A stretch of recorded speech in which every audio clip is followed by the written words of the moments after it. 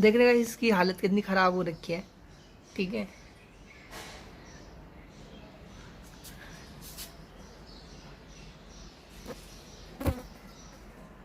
तो guys engine clean करने के लिए सबसे पहले क्या चाहिए, इसके वाले मोटर, ठीक है, इसके अंदर डीजल, ठीक है, मैंने डीजल ले लिया, ठीक है, 200 ग्राम डीजल और एक ब्रश, ब्रश कोई भी पुराना ब्रश हो आपके पास, ठीक है, रुई लगा लिया मैंने इस पे, ठीक है, तो इसलिए है ब्रश इसके अंदर नहीं आ पाएगा, ठीक है, अंदर यहाँ पे हेड के अंदर जो एक बॉक्स होता है, ये भी लगा पाएगा, ठीक है, लगा के ना तो अंदर क्लीन होता है, ठीक है, अच्छा हो गया, इसको पेस्ट हुआ है।